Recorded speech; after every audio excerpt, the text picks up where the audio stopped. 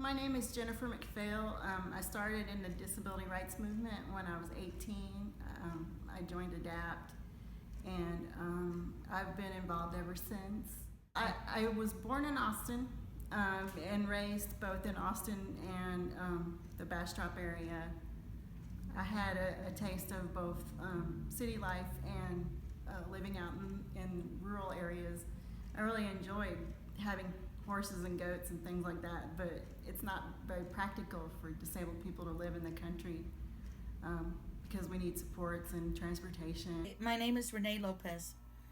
I was born and raised here in Austin, Texas.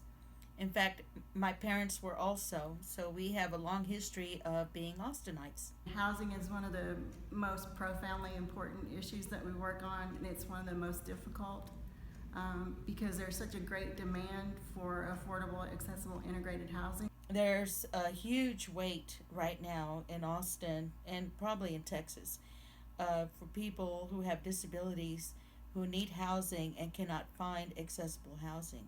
And I know how difficult that is. When you're just shoved into a little corner somewhere of some apartment complex that nobody cares about,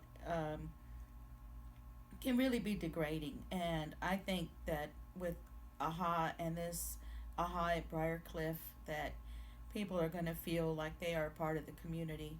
I strongly believe with all my heart and soul that it's more healthy for everyone in the community to see diversity and be a part of diversity. The truth is that I've had a lot of my neighbors come to me when they needed help, either watching their kids or if some domestic violence incident unfortunately happens, it's me who goes to help and not necessarily the physically strongest person in the complex. So I would think that if you asked my neighbors if they were glad that I live in the complex where I live, that they would say yes.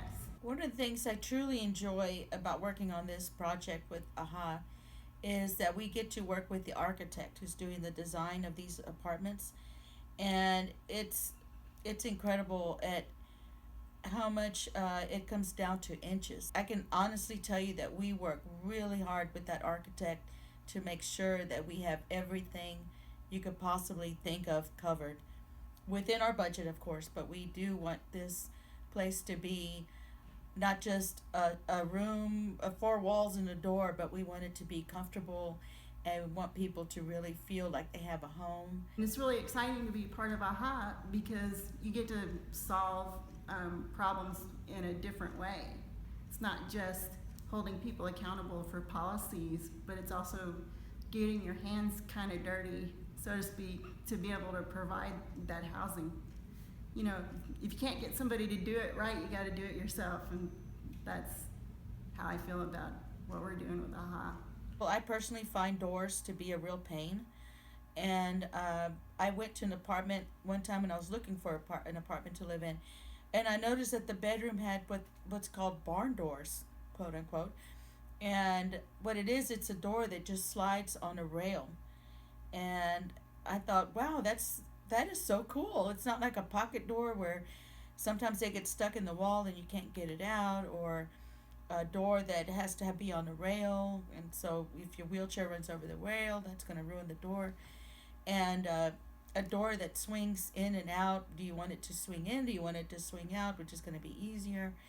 And I think we opted for a barn door. We got real excited about the idea because we think it's going to be exactly what is needed. We are certainly putting our all into this project, and it's I'm hoping that it will become the standard for future projects. To me, it's incredibly important to be able to be the example that you want other people to follow. It's one thing to talk about policy changes, but it's another thing to be able to show how successful they can be. And it'll really be valuable to be able to, I think, change the community's mind about fully integrating people, because it'll be the example for everyone to follow.